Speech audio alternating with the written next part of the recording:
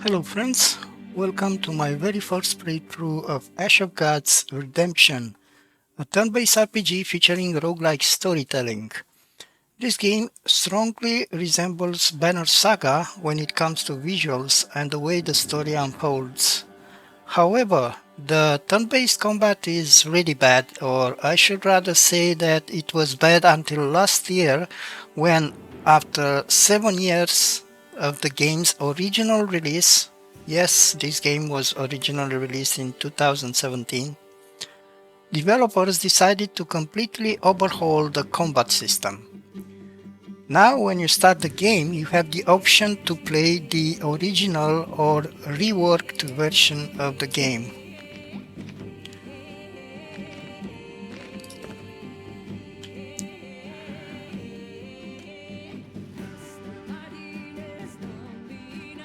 Obviously, I don't recommend i- playing the original version for multiple reasons. Despite its faulty combat system, even after the recent overhaul, I still think Ash of Gods Redemption deserves a little bit of attention. If not for the tactical turn-based combat, at least for the pretty interesting story. What was wrong in the original version of the game was the fact that there wasn't a predetermined order in which characters would act. Basically, you would start the battle by activating one of your characters, and then it was the enemy's turn. Rinse and repeat. But there was no way to tell what unit the AI will activate. Also, the AI will always go for your squishier units. This created a weird scenario where fights would be much easier if you had less troops deployed, because that would mean more activations of the same powerful unit. You could basically clear maps with just one or two characters. The rework version doesn't work that way anymore. While you still can't tell the order of activations, you can no longer activate the same unit twice in a round, with a few exceptions that were kept by design. You have to wait until all enemy units have finished their turn. That's probably one of the most important changes to combat, and the reason I decided to give the game a go again. I already played a few chapters a long time ago and I didn't like it. I tried it again this month and I was pretty hooked. I should also add that the game has three difficulty options: Story mode, Classic mode, and Iron Man mode. But I strongly recommend not playing on the hardest difficulty because it's incredibly unbalanced. I played on on Iron Man mode the first time, and I had a terrible experience. And I'm not talking about combat, I'm strictly referring to the resource management system in the game that forces you to kill your own units. Basically, your companions need a certain resource called Strix in order to survive. On the highest difficulty, you get very few Strix gems, and when you run out, you'll have to decide which characters will get a wound. When characters have 3 wounds, they simply die. On top of that, Strixes are extremely rare on the highest difficulty, and many can only be found if you make certain decisions.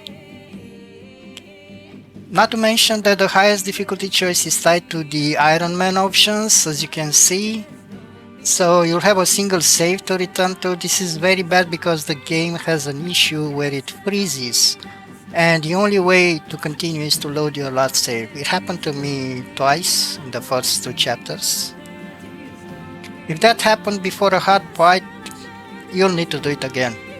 And on hard mode, it's not that easy. Long story short, we'll be playing this on normal and enjoy the story. But before we start, I'm adding a very relevant quote from the developers. Ash of Gods is a mix between a roguelike, role-playing visual novel and an online turn-based strategy game. This is a story intending to show all the complexity and ambiguity of moral choice. Good people often become rascals, while inhumans behave more human-like than humans. This is the story of angels who, after being given free will, turned the life of humans into hell in the absence of a god. This is a novel that shows you that no conflict has a right or a wrong side because even your enemies have mothers and children.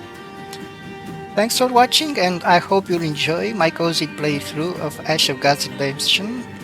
And I'm sorry if the intro was too long, but I felt that some of these things need to be addressed. So we'll be playing on classic mode. The ultimate gaming experience, challenges, suffering and hardships. Although I will have multiple saves slots, I will not load because of a bad decision. So once I take a decision, it's set in stone. And I am going to go with the reworked version.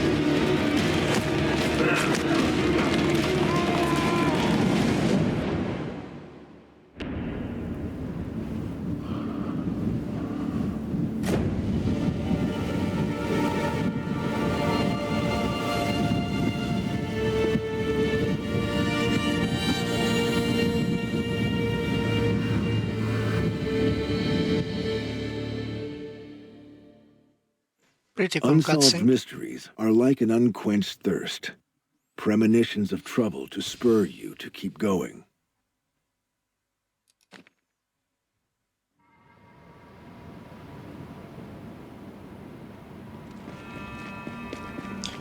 So this game is not voice acted.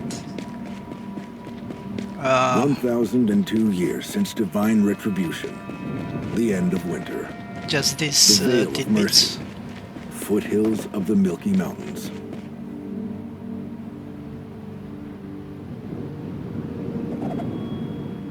But I don't mind reading the text. 700 years ago, you and the other Kuros took to the field at Drowsy Deep, seeking to prevent a great calamity, the Reaping. Your self-sacrifice should have destroyed the Reapers once and for all. 9 years ago, you began feeling a growing sense of unease and decided to roam Terminum in search of the cause. It makes no sense to not read the text. A month ago, you met a temple servant in the town of Gortin. There was something peculiar about him.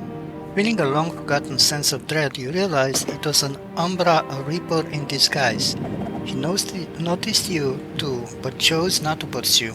Bowing in jest, he merely winked at you. The return of the Umbra forewarns of an impending reaping, so you head to the Milky Mountains seeking the local seeress. You hope to learn the time and place of the coming reaping and prevent it. So the events in the cutscene happened 700 years ago. When you stepped into the narrow path, you notice several sets of footprints. At the time, you thought others might be seeking advice from the CRS, but they're just ordinary bandits in search of easy prey. Okay, I am going to skip the tutorial because as I said, I played the first 2 chapters just to see if the game, if the combat is better, and it is a lot better. All right. So this is one of the main characters. There are multiple main characters. I'm going to play with each of them.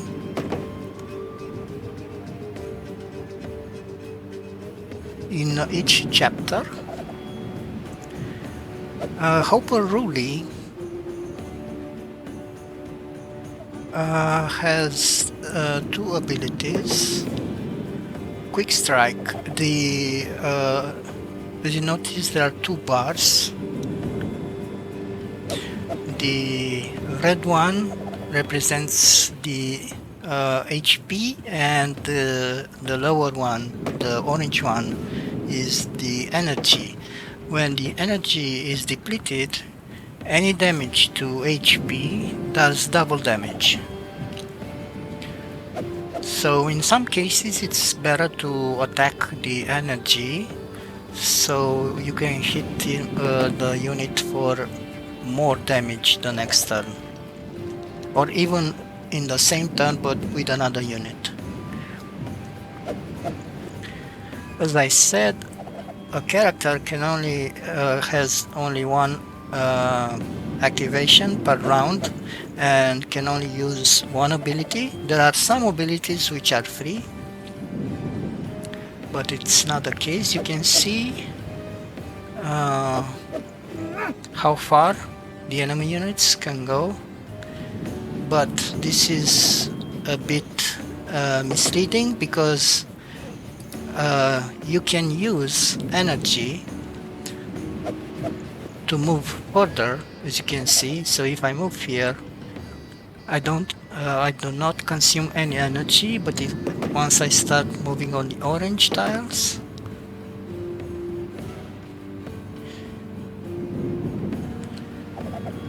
I have fewer energy. Now I am going to move here because I have this ability which does 32 damage to all surrounding units. This is the tutorial fight, so it's pretty easy. As you can see, if I attack the enemy's health, I do 22 damage, but if I attack the energy, I do 34 damage. Not that it matters in this case, but in other cases it will matter quite a lot.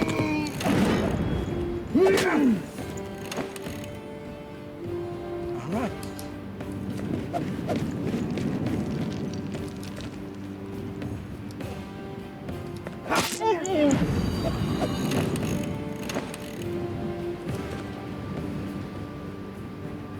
As you can see, if I attack the enemy health, he still has some remaining health, but if I choose to attack the energy, it dies.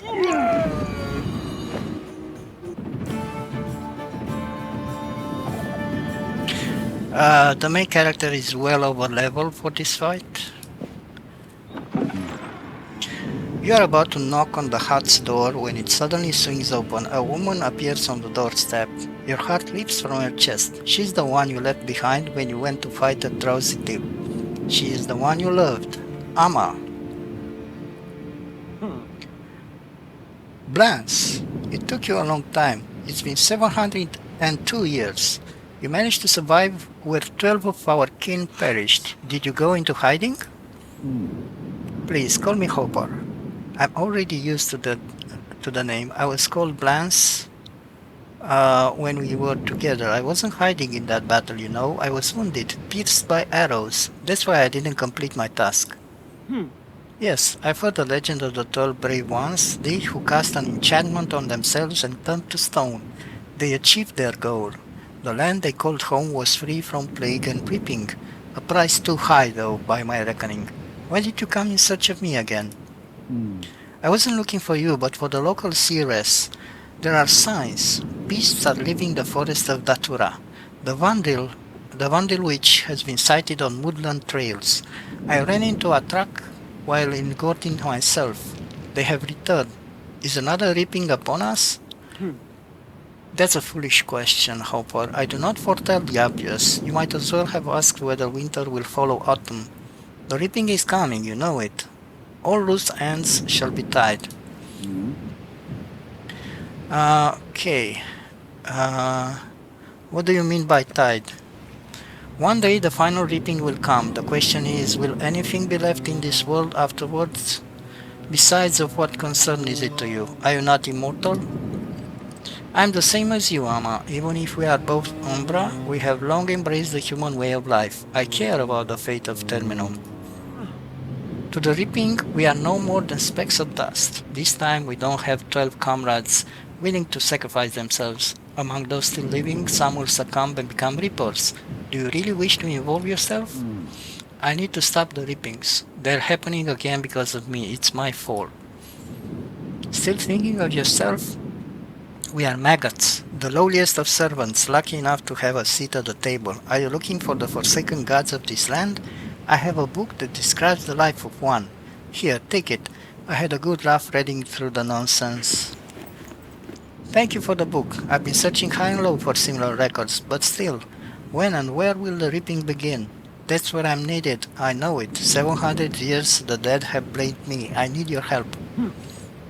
Give me your knife. The same kind our brethren sacrificed themselves with. Give it to me and you'll get your answer.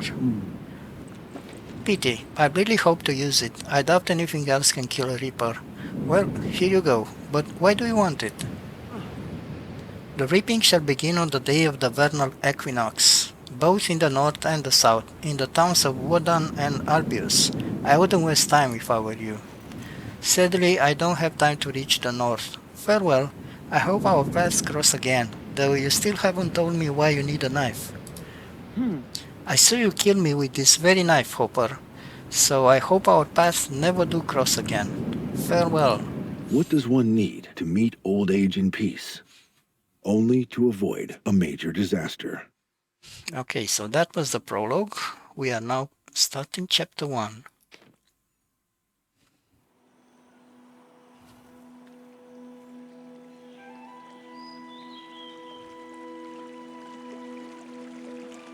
Year 1002 since divine retribution. Burkana, the kingdom of Odala, city of Albius. The spring equinox. 8th year of peace since the last war. A retired captain of the guard and his daughter are strolling through the festival market.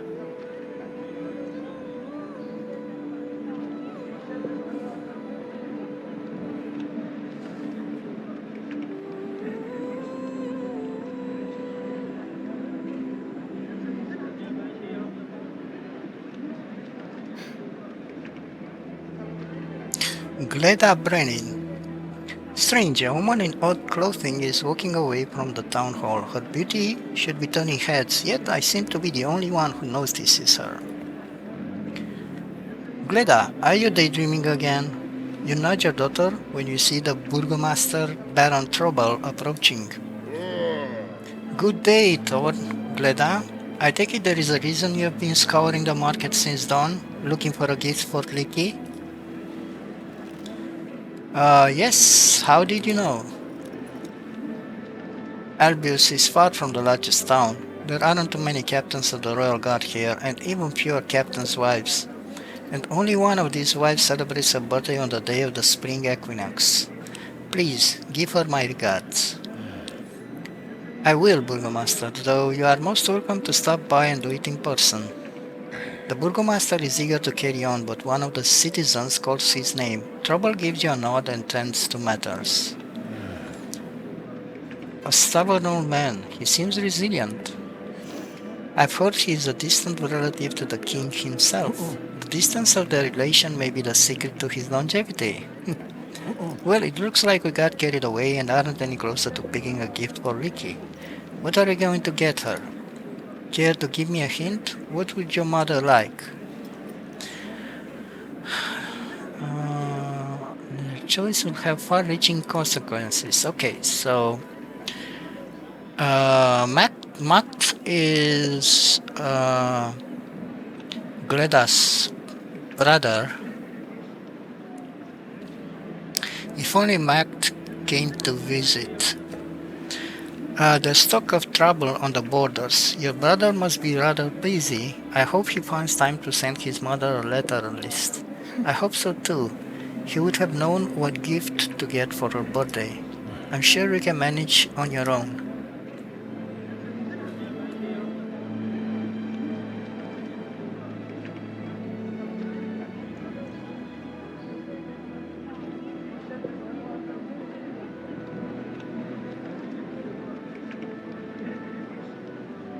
Okay, and we have a couple of options here. Greta looks as if she wants to say something but is too shy to do so. Perhaps you could talk to her. Was there something you wanted to talk about? I know what Mother really needs, good health for her ailing heart. Is there any way to mend it? Magic, help from the gods? I don't put faith in magic. Even the gods, it seems, don't offer help to their servants. Remember how we call their temple the Temple of Divine Retribution? Only fools expect any help from them. I wish we knew why they had to exact this retribution on your mother. Then we should be content with what the market has to offer, and I'm going to win tomorrow's fencing tournament in her honor. Do you honestly think she'll take pleasure in watching her daughter hurl herself at another's mate? True, even if it is but a practice sword. Mom used to fence when she was younger. I never could understand that. Thank the gods she never had to use that skill. Alright, let's go and buy something. So, we can go to Padagang stall and buy some clothing, or we can go to Rask shop. Your old friend Rask trades in jewelry and antiques. So let's go to Rask. Did Dad find out where I really go during my midday walks? There's nothing criminal in it, but I'd rather nobody knew of my manuscript hunting. I've told him that I go to the pastry shop, which usually isn't true. I just hope Rask doesn't betray my secret. Gleda speaking to herself. Gleda, this is Rask, an old friend and expert in all kinds of curiosities. We've known each other since Oda. Hello, Rask. It's been a while. It's been 3 years, my dear Thorn. We've run into each other now and then, but ever since you arrived in town, newly retired, and bought a silver necklace with a garnet, you've forgotten all about my shop. Are you here to get a gift for Licky? You guessed right. Will you help me pick something nice? I remember the last time you bought her a birthday present. It was exactly on the vernal equinox. I won't hide it. I'd have been pleased had you started buying jewelry from me every year since. My wife hasn't been interested in jewels for the past few years, though the garnet necklace is her favorite. She's been feeling better as of late. Is it true that garnets aid a weak heart? If I'm not mistaken, garnets possess no magical properties, but certain other stones do. Concoctions cannot mend an ailing heart, but the warmth of a loving family can preserve it. Though I have heard that there is a particularly skilled healer in Ursus. Unda is her name, but even she cannot perform miracles. What stones were you talking about?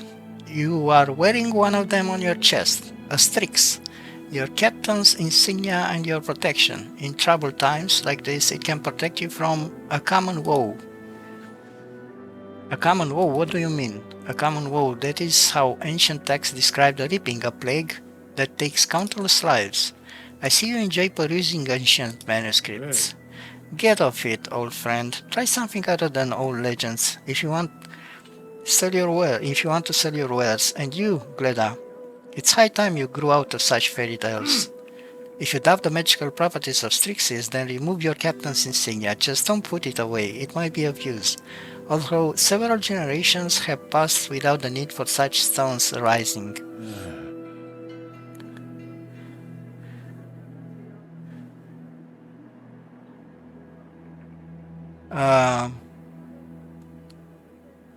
What sort of magic trinket becomes useful only once every few generations? Jewelry is always a sound purchase. Do you have any silver for sale? Silver lacks the potency, but it's a good choice too. Were it necessary, it could offer protection from dark magic.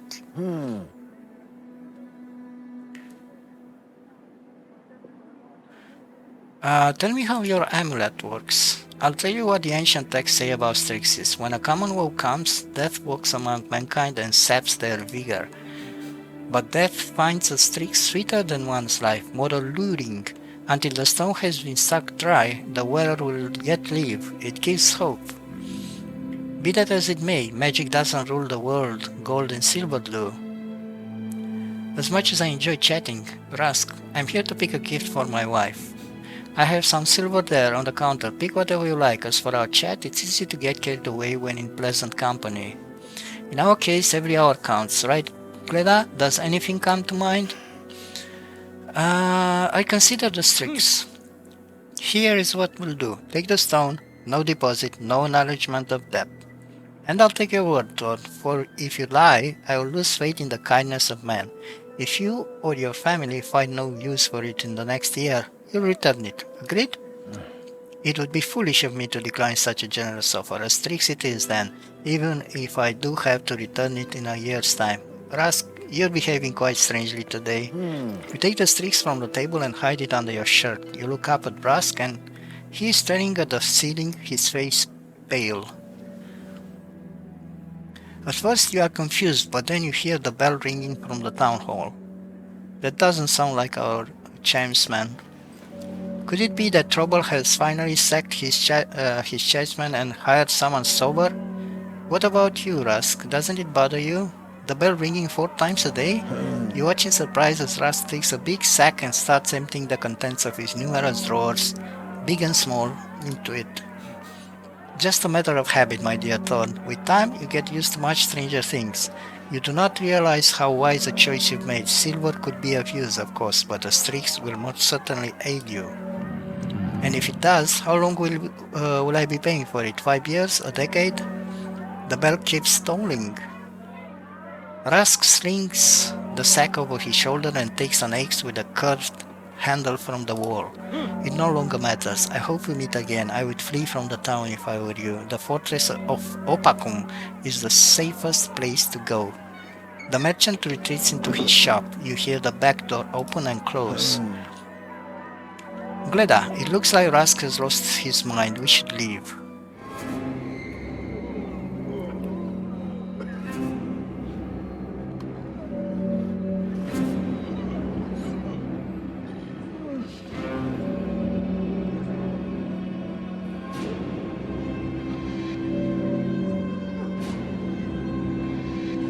You see Baron Trouble lying on the ground. Blood flows from his mouth, nose, ears and eyes. He is dying. Dwarf called the Reaper, to no one in particular, resilient. You struggle to stay on your feet. Blood gushes from your nose. Greta, scared to death, cowers behind your back. Rather taciturn. What do you want? Nothing. The Burgomaster decided for you all. Decided what? Ritual, a tribute to memory. You use the last of your strength to keep standing. Your heart pounding is about to leap from your chest. Your throat tightens. Dying already? I beg you, leave my daughter alone. I do not need either of you. Yet, the towering monster looks at you for a moment, then extends its arm and points to your pendant. The monster grabs your captain's insignia, clenching it in its fist. Hissing, the Strix in the pendant shrinks. The reaping begins with your family, Thorn Brenin. The monster vanishes, you shake your head, coming to your senses. Oh, blessed gods. Did you hear what it said about our family? Quick, we've got to get home.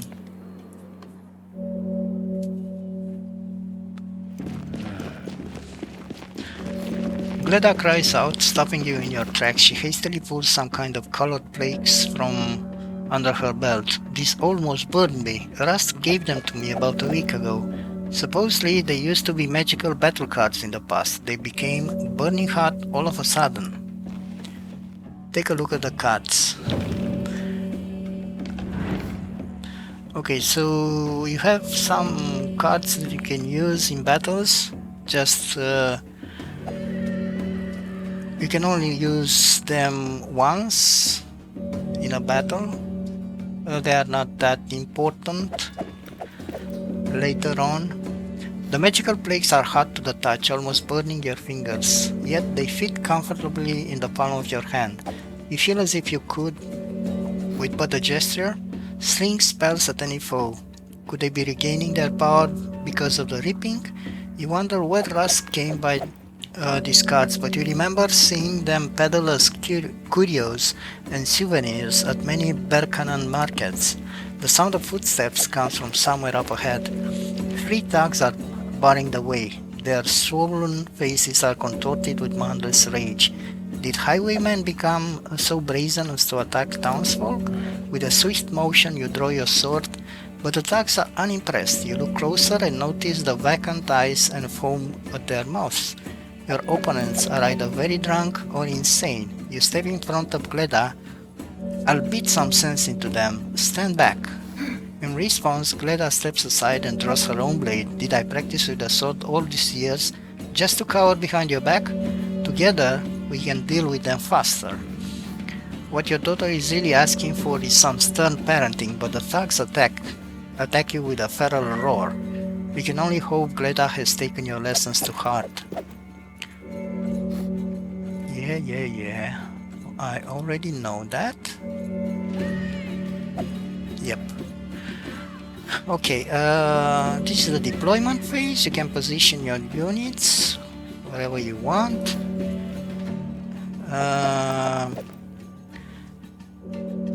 Strangely enough, this guy is always going for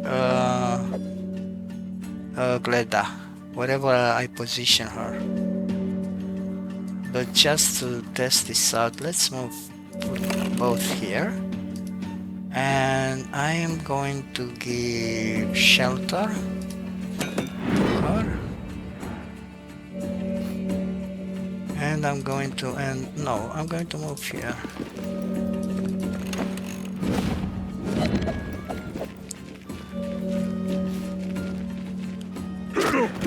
Okay. Now, can move here.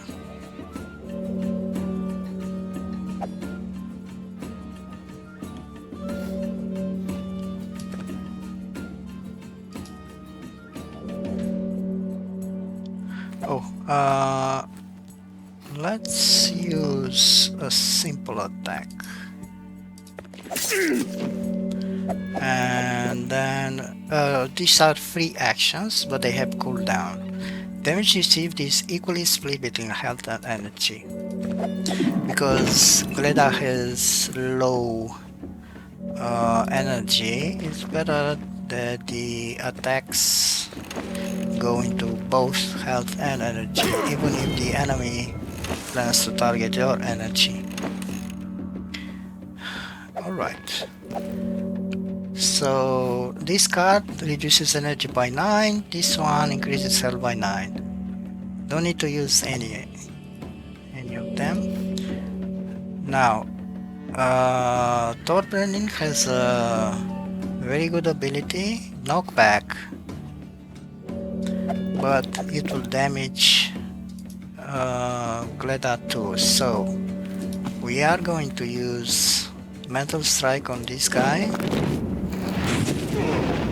And then we're going to activate Gleda. Let's move here. There's no attack of opportunity in this game. And I'm going to use heavy strike. That means just 24 damage, right? Right. What if I use this? Deals 12 damage to health and 12 damage to energy, but because this guy doesn't have energy at all, he gets demolished. He gets 12 damage from health and another 24 from the attack that should target the energy bar. This attack requires 9 health. So Gleda will lose 1 health and her attack will be reduced by 1, but Gleda has this ability which increases her health by 9 when she kills an enemy. So basically this ability is free now. See? That was pretty easy. Okay.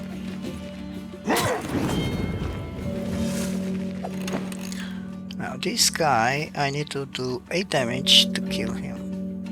And I can't do that unless I use this ability. And I am going to use it. Or maybe not. I'm going to use parry.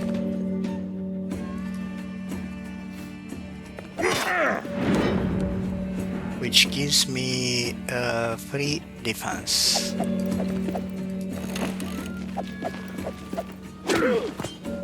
Okay.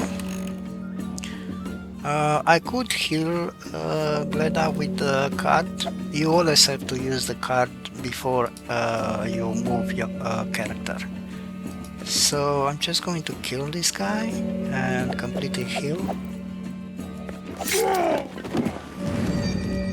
And I'm going to use damage split again.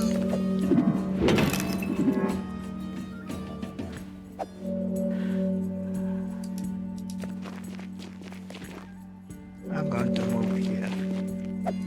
Okay.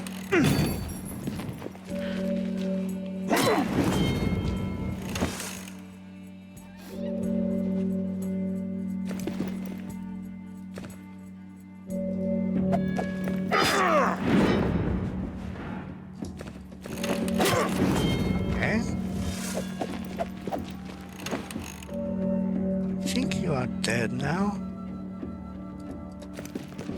I should hope so.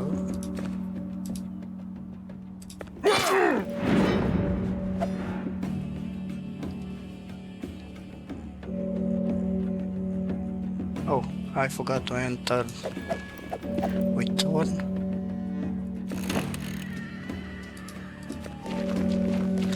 You can't attack diagonally.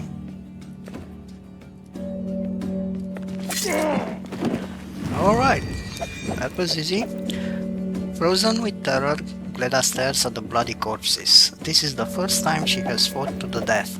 Grabbing your daughter by the shoulders, you shake her until she looks away from the bodies. She meets your gaze and, steeling herself, nods with determination. You are proud of your daughter, but even more so worried about your wife, Licky. There is no time to lose. You need to get home as soon as possible. A couple of side alleys later, you open the familiar gate. Okay, we gained 1000 gold. 3 experience, 6 experience. You run into the house, blood covers the living room floor. Old Tanner, your housekeeper, stands at the door trembling. Quina, his daughter and your maid, lies motionless on the floor. Just beside her is your wife, Licky. Licky, how this happened? Mom, oh mom, what happened to you? You gasp for air. Falling to your knees, you touch your wife's body. Her lifeless hand is still warm. Gleda sobs nearby. Everything is going dark. Mom, get up. We bought you a present. Stop pretending. The tolling of the bell fills the air around you. It's so loud. Your head is about to burst. You get up and can barely make out what Tanner is saying. Such a tragedy has befallen us. Oh, such grief. First, both Licky and Quina screamed in pain. Then my daughter seemed to lose her mind. She went at Mistress Ricky with a knife. Mistress defended herself, but... Greta, give me a hand. Take a sheet from the bed and cover Queena's body. I will, in a moment. Oh, the horror, the horror. His Excellency Count Vichy and his young son Bran always said it would end this way. Oh, Licky, this shouldn't have happened. Dad, I need you. We have to do something. Tanner, you saddle the horses while I pack. Yes, understood. You brush aside a strand of your wife's hair and notice something odd, a dark blue mark, like an ulcer on the nape of her neck. The surrounding skin is swollen, as if burnt. Gleda also notices it and backs away, her face pale. This is right out of an ancient manuscript. The same thing happened 700 years ago. A pain pierces your neck and grows into a fiery noose. It strangles you and you die in terrible agony. They call this plague the reaping. Dad, the back of my neck is burning. Let me see. Damn it, you've got the same mark. Take a look, do I have it? Nothing? How come? Why did the plague spare me? Wait, I don't believe in luck. There must have been something else, something that protected me, but what? I hope Rusk was right. Gleda, come here, put this on. You pull Rusk's pendant from the bag and hang it from your daughter's neck. She nods and you pull her into your embrace again.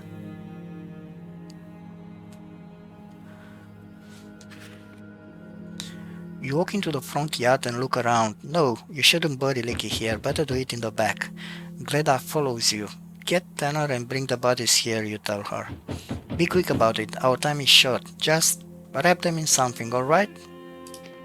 You finish digging, your hands are shaking but not from fatigue. Tanner buries his face in his hands. Gleda is shadow of her former self. Realization dawns. If you halt, sorrow will drown you. You climb out of the freshly dug grave and lift Licky's body. You lay Queena's body beside that of her mistress. They used to play together as children. You lift the shovel. Gleda remains still. Tanner mumbles one of the temple hymns. What could he be asking of the gods, you wonder? What use are prayers to his daughter now? You drop the last handful of dirt into the grave and throw the shovel aside. You feel as if on the edge of a cliff. Your wife is no more. Her body no longer in your warm embrace, but in the cold earth.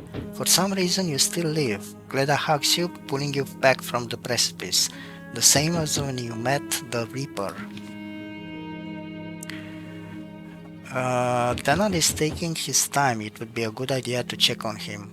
Gleda is packing for journey. Someone is pounding at the gate, screaming can be heard. You enter the house and see that Tanner has packed your things, but it seems he is in no rush to leave. What's keeping you, Tanner? Tanner makes a helpless gesture. Forgive me, Master Brenin, but I'm not coming. I must remain by my daughter's side. I will look after the house for as long as I drove there. Tell Tanner that he has been an excellent servant. Tanner's expression softens. You've been a model husband for Mistress Ricky, no matter what her father, the esteemed Count Victy, says. Gleda loads her horse up, weeping over the deck. Oh, Mom, how are we going to live without you? She whispers. You embrace your daughter. She presses her face, wet with tears, to your chest. It's over for Licky, my dear, but for you and Macht, it isn't. Remember this, no matter how much it hurts. Gleda nods and tries to steel herself. No longer sobbing, she starts strapping the saddlebags. It's not over for you either, Dad, no matter what you think. I'm nearly finished.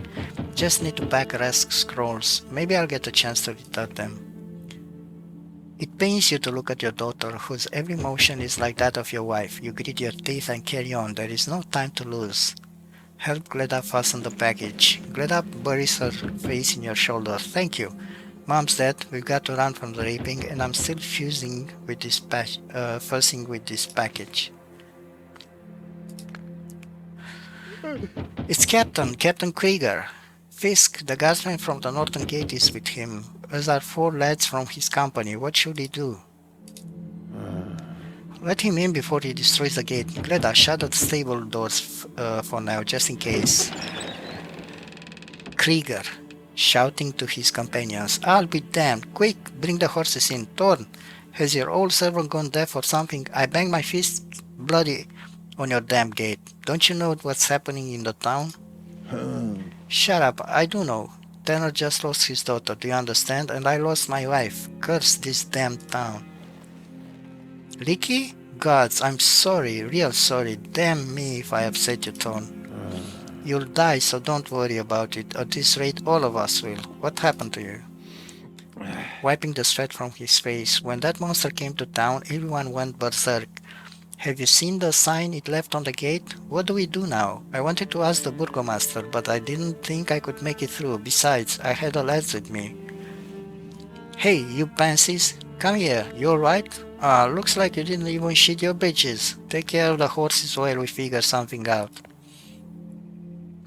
Okay, we have new characters. Shed. One of the soldiers leans against the shed, legs seemingly unable to support him. Brett, lounging about? No, just coming to my senses, thinking what to do. Cower, what hope? Cower, what else? Maybe this is the will of the gods, maybe it will be alright. What do you suggest? Should he just kneel and ask forgiveness? The gods wouldn't let women and children suffer a blade. Get a grip, well, I'll take your sword away if you don't. I'm not giving up my sword that easily, or my life, not that it would change much. Listen to me, boy, do not ever let fear wag your tongue for you. Curb it.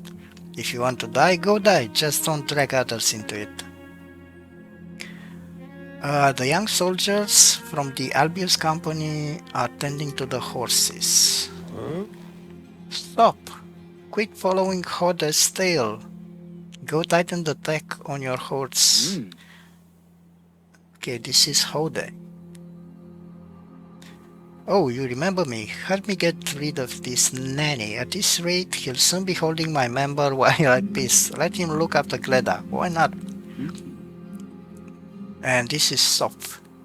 But Hode, aren't we friends? Don't you see what's happening in Albius? Don't drag Gleda into this. I worry about you. I'm not Rod, though, and you're not a baker. If you want to look after me, do it from farther away. That's what distress does to men. You look as stiff as a prick in a bathhouse, Sop. Don't worry. He'll cool off, and you'll be good pals again. Thor, what else did you want to ask the lad? Hey. Why are you staring at the gate? Well, I mean, it's a really nice, sturdy gate. We could just stay here and wait for this mess to clear up. Let's not ford the river of shit. We're already knee-deep in it, Sop. What do you think this gate's going to stop? That monster? Or maybe the plague? What's next? Crawling under the sheets? Will it help? I want to do the right thing. What if the madmen come to their senses? Then everything will be alright. Why the sour look?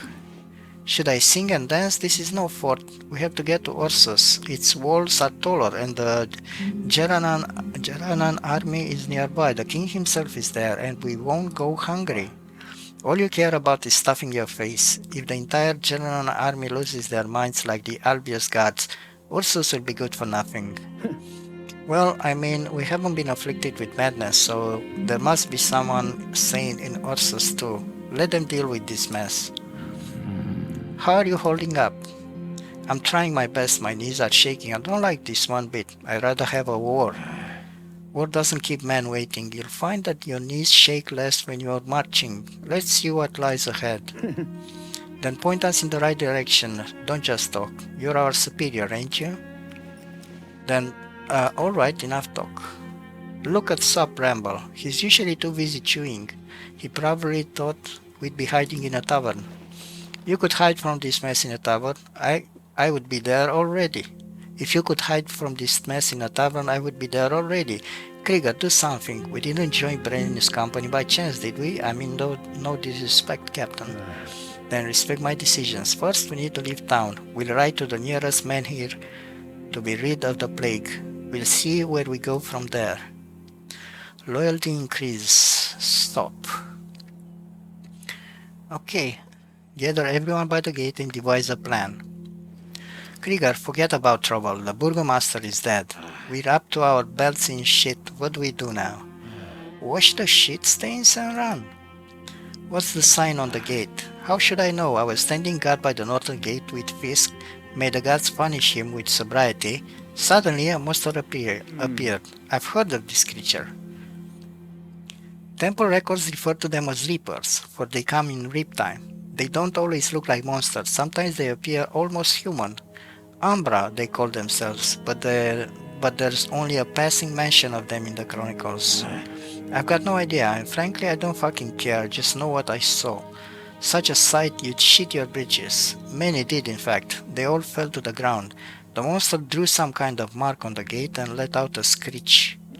The Reaper said that the gate was sealed and death would come for all. It spoke in the temple tongue and then in Frisian. Shut up already, you fucking witling. You've been prattling on and on. If only you waved your sword around with as much bravery as you wagged that tongue, snot-nosed brat. Have I ever given anyone a reason to call me a coward? Krieger, drop it. Loyalty decreased, Krieger. Hold your horses. Loyalty increased, Fleet. Hold your horses, you too, Fleet. Calm down. How come you know so many languages? Just had to learn them. Many records exist only in Frisian or in the temple tongue. Knowledge is never useless. As for courage, you either have it or you don't. And you can't know if you do till there is need of it. Check the back of everyone's neck. The plague leaves a mark. We figured that out already. None of my lads are marked. Check them myself. Townsfolk have been clutching their necks though. The gods showed pity on us, spared us from this plight. Why would be squirming on the ground without them? Thank gods. You invoke the gods, but they've not to do with it. Confound them. Well, we've got Strixis to aid us. And you, Fisk, what do you have? What do you mean? I have a spear and armor, though they aren't of the highest quality, I admit. I wonder whether you're drunk or just stupid. I'm asking you about the Strix. The boys have it in their earrings. Krieger and I have our captain's insignias. Where's your stone? You accuse me of drinking? Oh, come on. I've been sober since yesterday. As for a Strix, I've got one on this here pin. It's a lady's pin, so I don't wear it. It's all I've got left from my mother. So she protects you even in death. Pray to your dead mother, Fisk, rather than the gods. You said something about going berserk, Krieger? Well, you see, the monster just etched a sign on the gate and vanished. Then the bell started ringing and everything went to shit. The people got to their feet and started beating the living daylights out of each other. Some scampered off, others took up arms. Some folks used their bare hands. Fisk and I ran for it, but that didn't go too well. Even people we knew were lunging at us. We wanted to avoid killing them, of course, but the way things were, we fought our way to the stables and found these here lads. I see, it's starting to make sense. The plague leaves a mark and it makes you go berserk. But not always. Perhaps some possess the fortitude to resist, or do Strixes have aught to do with it? The mark's not a death sentence then, if you can resist it. Things are looking up, lads. Something to drink to. It's time to leave town. Everyone on your saddles. Damn, it almost slipped my mind. When that thing left its sign on the gate, the townsfolk didn't lose their minds right away. First, a merchant rode through the square in a gallop. It's a miracle he didn't trample anyone. He turned the handle on the winch, slid something between the gates, opened them up, and off he went, all by himself. And here I thought he was a good-for-nothing milksop. Surely, you know him? Short beard, always smiling, shop near the town hall, doesn't shy away from drinking either. Rask? So he managed to get out of town. Is the gate still open then? No, the townsfolk were already gone berserk. Some of the guards went after this Rask fellow by the way. Then the gate slammed shut. No one was holding it open. So it's possible to open the gate after all. Krieger, gather everyone. Let's go. We're leaving town. Tanner, are you sure you won't change your mind?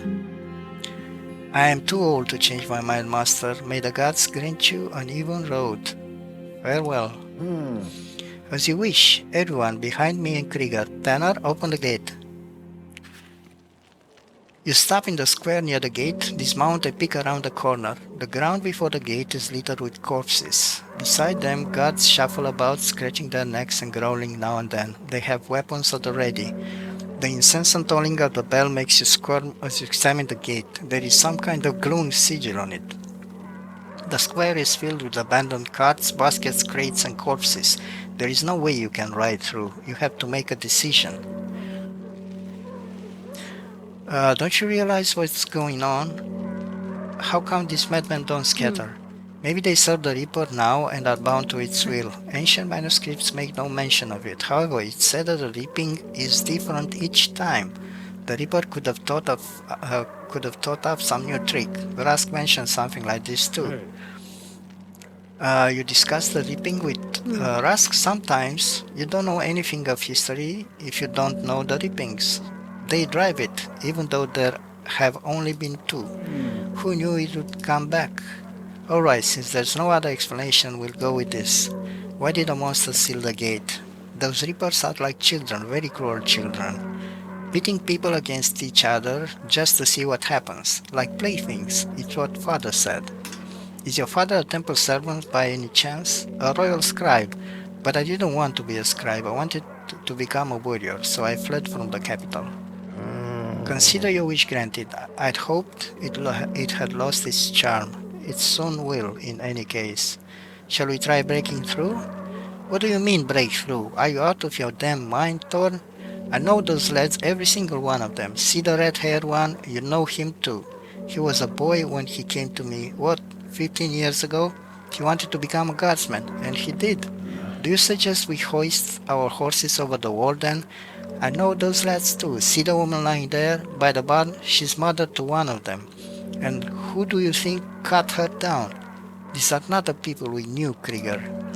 Well, I'm not quite myself when I drink either. Should I be killed for it? How do you know this can't be undone? Do what you will, Captain, but I won't lead an attack on my own men. You see the corpses at their feet? Those are your lads. Damn it, I'll give the order. Enough wondering, it's time to act. Loyalty increased, Krieger. We cannot just charge at them, we need to split up. One group joins the fight, the other circles around the flank and makes for the gate. Why split? There's strength in numbers. And what if more madmen turn up? I'm not here to win a fight, I just want us to get out of this alive. How do we open the gate? It's sealed by the sign. If Rask managed, then so can we. On your guard. You there, follow me. The rest to the gate. Alright.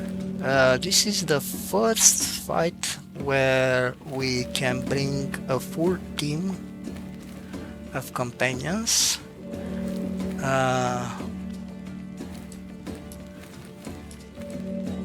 We can't replace Thorn, but we can replace Gleda. But I am gonna keep her. She's very good in combat. Not at the beginning, but she becomes a little monster later on. I'm going to take an archer fleet. I'm going to take Spearman. The Spearman has the highest damage, I believe. And I'm going to take Sop. Sop is our tank. He has 52 health. And the last one is going to be Hode. Hode is assassin. Very good, but not in the first round. And we have new cards. You can have 5 cards. Some cards activate in turn 2, 3, or even 4. The most powerful ones activate in turn 4, so you can't use it. You can't use them in the first 3 rounds. What we have now can be activated. Oh, these are there are no new cards. They were tagged as new, but they are new. Anyway, we don't really need this. Alright, let's fight.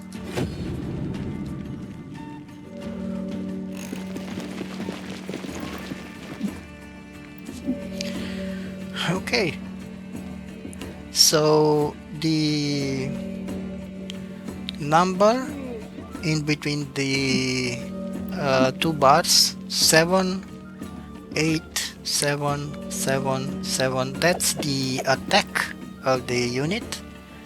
See, this soap has 6 attack. There are 9, 7, 12, 7, 7. So you kind of know what to expect. They have various abilities, obviously. They also have abilities when they kill an enemy.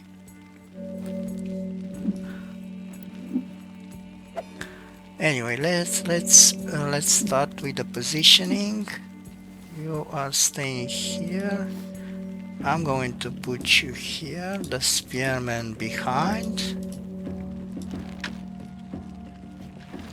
Alright. That's it. You always move first in every fight. So I am going to... this is one of the better abilities because it stuns the target, so it will lose the turn completely and also does a lot of damage. Alright, now I'm going to use defense, which is a free action with a cooldown of 3 rounds. And turn. Alright. Alright. 7 damage. Okay. Now what I'm going to do is give Stop even more defense. And I'm going to move here.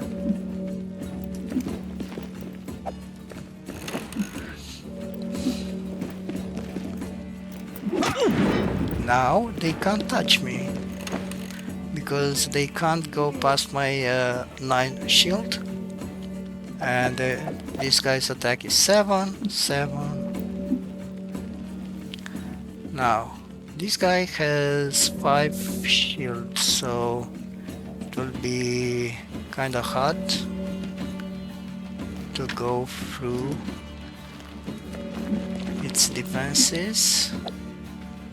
So I'm going to try to use this. No. Let me check. Not good. Not good enough. Alright. Okay. I'm going to remain in the back. No, I'm not going to use my free action. 0 damage. Okay.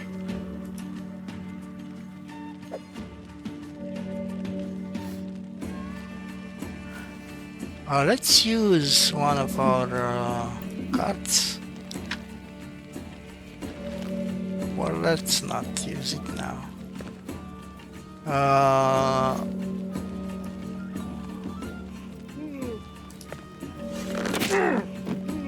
Okay, the archers are very good. I'm gonna remake here. 0 damage.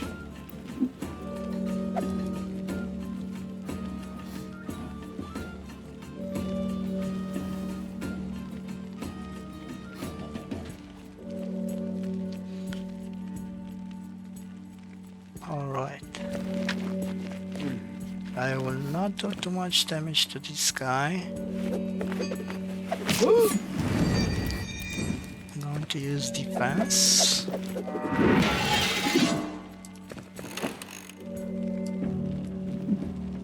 Now the spearman is very good, as I said.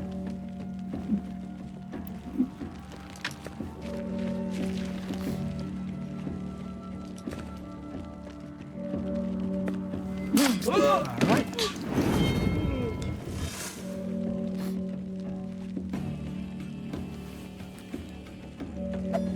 So this guy the sentinel has an ability, God's Honor, increases your attack by 1 when a party member dies. So I killed a unit and this guy's attack went up to 8.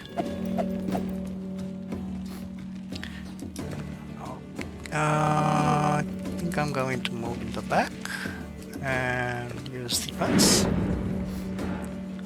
And I think that's it. Okay, 5 damage. And Sop will continue to have 9 defense as long as I don't activate him. Once I activate Sop, he will lose the defense. So I think I'm going to leave him here to continue to soak up the damage and try to kill this guy.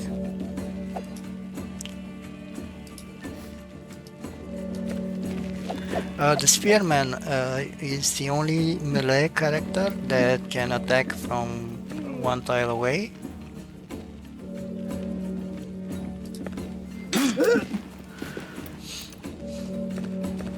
Okay.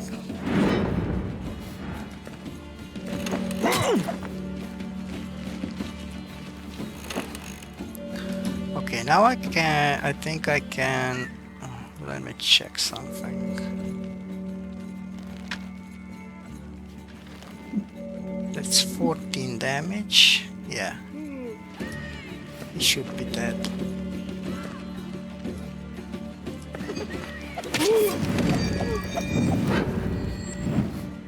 Hode's ability increases when he kills an enemy.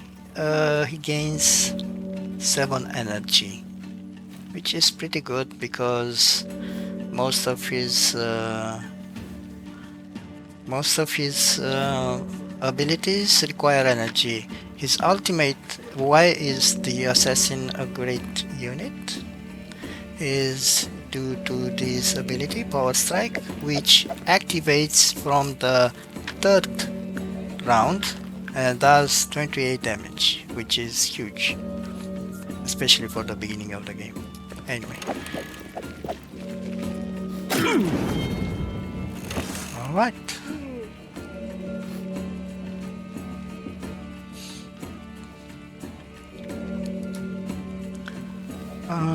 I think we can now kill this guy.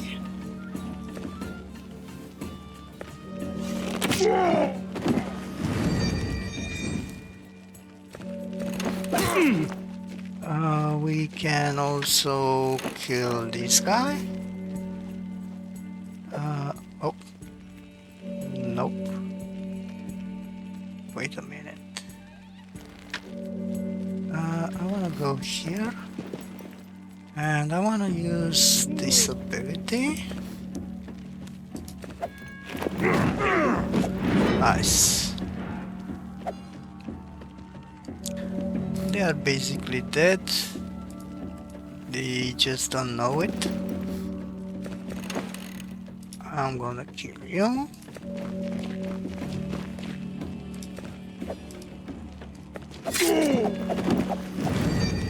Okay, now she has 38 HP, so basically the health that she gains is on top of the health she already has. She can reach 100 HP, there's no limit. And I cannot kill you. Maybe I can. No, I can't. Alright.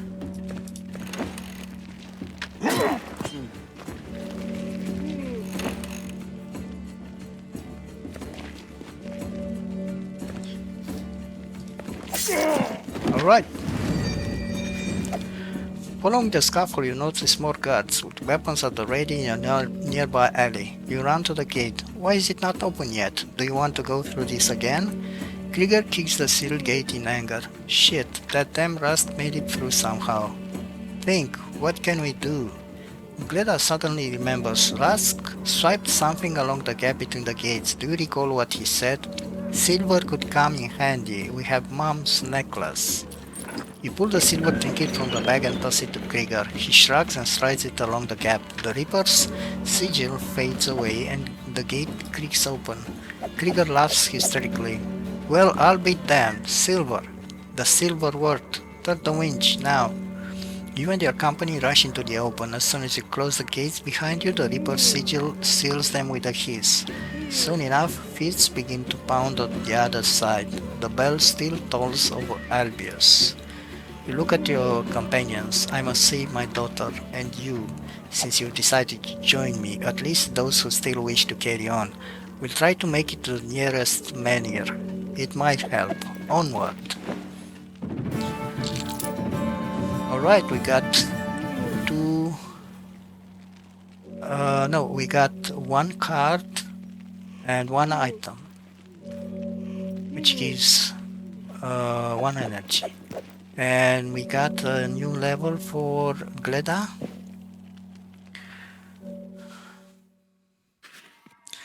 You look at the road leading west. There are hoof prints and even dry drops of blood in the dust. You conclude, it looks like Rask's pursuers went that way.